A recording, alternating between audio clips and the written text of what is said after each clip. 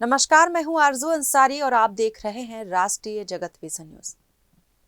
छत्तीसगढ़ के प्रतापपुर सीट से भाजपा विधायक शकुंतला सिंह पोर्ते अपनी जाति को लेकर एक बार फिर गंभीर मुसीबत में घिरती नजर आ रही हैं। फर्जी जाति प्रमाण पत्र के इस हाई प्रोफाइल मामले में बलरामपुर जिला कलेक्टर ने विधायक को प्रमाण पत्र से संबंधित सभी दस्तावेजों के साथ तलब किया है।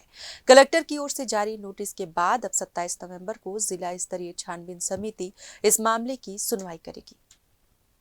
ये पूरी कार्रवाई बिलासपुर उच्च न्यायालय के आदेश के बाद शुरू हुई है, जिसमें कोर्ट ने जिला स्तरीय समिति और उच्च स्तरीय छानबीन समिति रायपुर को तुरंत जांच करने का आदेश दिया है।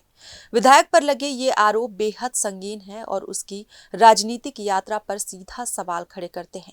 आदिवासी समाज की ओर से प्रेस कॉन्फ्रेंस कर आरोप लगाया गया है कि विधायक शकुंतला सिंह पोर्ते ने फर्जी तरीके से जाति प्रमाण पत्र बनवाया है। उनका दावा है कि जाति प्रमाण पत्र हमेशा पिता पक्ष से बनता है, न कि पति पक्ष से। इसी आधार पर आरोप लगाया गया है कि विधायक ने फर्जी दस्तावेजों के माध्यम से आदिवासी समुदाय के लिए आरक्षित सीट से चुनाव लड़ा। गौड़ समाज के जयश्री सिंह ने इस संबंध में उच्च न्यायालय बिलासपुर में याचिका दायर की थी। कोर्ट ने 17 जून 2025 को इस मामले में कार्रवाई का आदेश दिया था। इसके बाद जिला स्तरीय जाति प्रमाण पत्र सत्यापन समिति बलरामपुर ने विधायक को पहले भी 3 बार नोटिस जारी कर मूल दस्तावेज प्रस्तुत करने के लिए कहा था। जाति प्रमाण पत्र को लेकर छत्तीसगढ़ में ये पहला मामला नहीं है। इससे पहले पूर्व मुख्यमंत्री अजीत जोगी और उनके परिवार के सदस्यों की जाति को लेकर एक लंबा कानूनी और राजनीतिक विवाद चल चुका है, जिसमें जोगी को सुप्रीम कोर्ट तक जाना पड़ा था।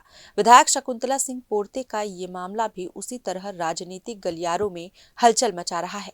यदि छानबीन समिति में आरोप सिद्ध होते हैं तो न केवल उनकी विधायकी पर खतरा आ सकता है, बल्कि आरक्षित सीट से चुनाव लड़ने के कारण आपराधिक और कानूनी कार्रवाई का भी सामना करना पड़ सकता है। फिलहाल सभी की निगाहें 27 नवंबर को होने वाली छानबीन समिति की सुनवाई पर टिकी है। मैं जयश्री सिंह कुसाम, अभी वर्तमान में बीडीसी हूँ। क्या पता चला था, किस तरीके से आपको? जैसे मेरे को पता ये चला कि इनके पिता के नाम से न बन के जाति प्रमाण पत्र इनके पति के नाम से बना है, तो हमने उनका सूचना के अधिकार लगवाया और सूचना के अधिकार लगवाया तो सही मिला, पति के नाम से जाति प्रमाण पत्र मिला।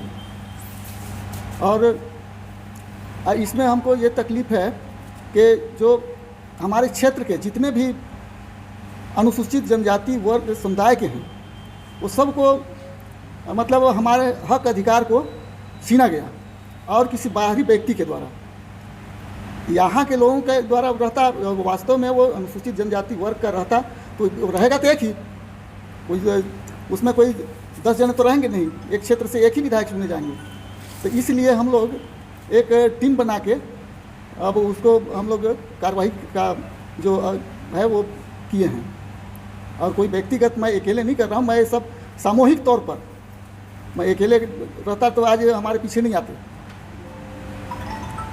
जी। बस किस तरीके का डर बना हुआ है अभी वही अपहरण कर सकते हैं, लेकिन अपहरण करके क्या करेंगे? मेरा उम्र भी बहुत ज़्यादा हो गया, 63 साल हो गया है और मैं साधारण किसान हूँ। आपको कैसे संदेह हुआ कि जाति की फर्जी है, जिसके बाद आपने आरटीआई लगाया था? ये सब पता चल गया कि यहाँ के ये है नहीं, उत्तर प्रदेश के हैं। वो आरक्षण का लाभ प्रवासी लोग नहीं ले सकते हैं, जबकि वे प्रवासी हैं, वो अब लाभ भी ले लिए। विधायक प्रवासी हैं जी, तो अभी इनके पिताजी प्रवासी हैं, यहाँ सर्विस कर रहे थे। अभी का सेटलमेंट अपॉइंटमेंट नहीं है, इसलिए तो वो अपना जाति प्रमाण पत्र पति के नाम से बनवाएं। अभी आगे आप लोग क्या करेंगे इसमें? अभी छानबीन समिति नहीं करेगी तो हम लोग देख रहे हैं, अभी नहीं तो फिर आंदोलन धरना प्रदर्शन करेंगे। जांच के लिए तो हाई कोर्ट से भी आदेश हुआ है? हाँ, आदेश हो गया है। उसके बाद भी अभी भी कार्रवाई हुआ है। हाई कोर्ट के आदेश के बाद अब आप लोगों का क्या आदेश मिला है? हाई कोर्ट से क्या आदेश मिला है? हाई कोर्ट से वही जितना भी उनके दस्तावेज लगता है वो सब उनसे मांगा गया है। हम लोग तो यहाँ लगा के जितना भी उनका था वो कहीं मिला ही नहीं। उनका जो आधार जो जाति प्रमाण पत्र बनाने का रहता है वो कहीं मिला ही नहीं।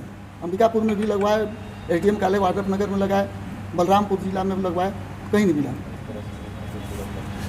क्षेत्र का विकास किस तरीके से अवरुद्ध होगा अगर इस तरीके का मामला है तो? देखिए, क्षेत्र का विकास तो अभी धरातल पर दिख नहीं रहा है। 2 साल कंप्लीट होने जा रहा है और रहता वैसा तो अपना रोटी सेकने वाले हैं, सब रोड का इतना गड्ढा है कि एक्सीडेंट हो रहा है कि 8-10 लोगों का तो अभी मौत भी हो गया उस क्षेत्र में। विकास नहीं हुआ, इसको भी लेके आक्रोश है आप लोग में? जी जी ठीक है। फिलहाल इस खबर में बस इतना ही। देश प्रदेश की खबरों से अपडेटेड रहने के लिए हमारे चैनल को सब्सक्राइब करें और नए खबरों के नोटिफिकेशन के लिए बेल आइकॉन जरूर दबाएं। नमस्कार।